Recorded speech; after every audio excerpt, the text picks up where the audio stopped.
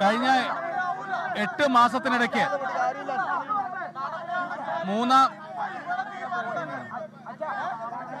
മാസത്തിനിടയ്ക്ക് മൂന്നാമത്തെ കാട്ടാന ആക്രമിച്ചുള്ള മരണമാണ് ഇപ്പോൾ ഇവിടെ ഉണ്ടായത്.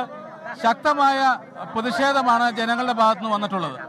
സർക്കാരിന്റെ ഭാഗത്തുനിന്നുള്ള തികഞ്ഞ അനാസ്ഥയാണ് ഈ പാവപ്പെട്ട യുവാവ് ഇവിടെ മരണപ്പെടാൻ ഉണ്ടായ സാഹചര്യം. സർക്കാർ ഒന്നും ചെയ്യുന്നില്ല. കയ്യും കെട്ടി നോക്കി നിൽക്കുന്ന ഫോഴ്സ് ഉദ്യോഗസ്ഥന്മാരും അതിന് കുടപിടിക്കുന്ന സംസ്ഥാന സർക്കാരുമാണ് ഇവിടെ ഉള്ളത്.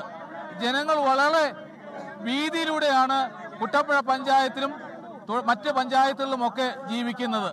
ഇവിടെ RRT സംഘത്തെ നിയോഗിക്കണം, അതോടൊപ്പം തന്നെ വാച്ചർമാരെ ശക്തമായി വിന്യസിക്കണം തുടങ്ങിയ ആവശ്യങ്ങൾ ഒന്നും ചെവിക്കൊള്ളാതെ ജനങ്ങളെ വെല്ലുവിളിച്ചുകൊണ്ടാണ് ഇവിടുത്തെ ഫോഴ്സ് ഉദ്യോഗസ്ഥന്മാരും ഗവൺമെന്റും മുന്നോട്ട് പോകുന്നത്.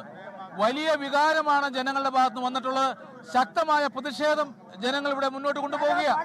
സർക്കാരിന്റെ ഭാഗത്തു നിന്ന് ശാശ്വതമായ പരിഹാരം ഇവിടെ ഉണ്ടാകാതെ ഈ മൃതദേഹം മാറ്റാനായി ജനങ്ങൾ സമ്മതിക്കില്ല, ഒരു കാരണവശാലും സമ്മതിക്കില്ല. കളക്ടർ ഉൾപ്പെടെയുള്ള ഉന്നത ഉദ്യോഗസ്ഥർ വന്ന് ഈ അതിദാരുണമായ സംഭവത്തിൽ ശക്തമായ നിലപാട് എടുക്കാതെ ഇവിടെ നിന്നും മൃതദേഹം മാറ്റുവാനായി ഈ നാട്ടിലെ ജനങ്ങൾ സമ്മതിക്കില്ല. ജനങ്ങൾ ശക്തമായ പ്രതിഷേധത്തിലാണ് ഇവിടെ. അവിടെ ഉയരുന്നുണ്ട്. ഹരീഷ് അവിടെ നിന്ന് തത്സമയം ചേരുന്നുണ്ട്. ഹരീഷ്, അപ്പോൾ ഈ വലിയ പ്രതിഷേധമാണ് ഇപ്പോൾ അദ്ദേഹം അടക്കം പറയുന്നത്.